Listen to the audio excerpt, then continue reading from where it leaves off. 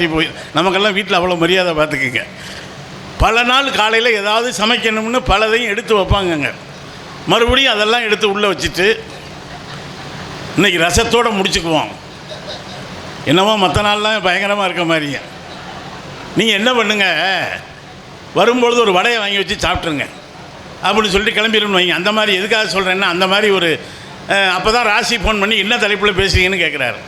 அப்போ ஒரு பூ விற்கிற ஒரு சகோதரி வந்து வாசல் நின்னாங்க. வீட்டுக்காரம்மா பார்த்து, ஏன் தாயி வாயும் வயிறுமா இருக்கிற புள்ள இப்படி அலைகிறேன்னு கேட்ச்சு. நிறைமாத கர்ப்பிணியாக இருந்தால் அந்த பூ விற்கிற சகோதரி. அதுக்கு அந்த சகோதரி சொன்ன பதில் என்ன தெரியுமா? என்னக்கா பண்ணுறது, வயிறு இருக்க அப்படின்னுச்சு. நீங்கள் இந்த வாயும் வயிறும் என்கிற தலைப்பை நான் ஏன் கொடுத்தேன்னா, நீங்கள் பலரையும் பார்ப்போம் இல்லையா, ஒரு நிறைமாத கர்ப்பிணியை பார்க்குற பொழுது என்ன சொல்லுவோம்? வாயும் வயிறுமா இருக்கிற புள்ள. அவங்களுக்கு மட்டும்தான் வாயும் வயிறுமா இருக்கா? நமக்கெல்லாம் இல்லையா? பல ஆண்களை பார்த்தாலே கூட நிறைமாத கர்ப்பிணி போலத்தான் இருக்குது. அவங்களாவது ஒரு 10 மாதத்தில் இறக்கி வச்சிடுறாங்க. இது இறங்க முடியாத பாரம்.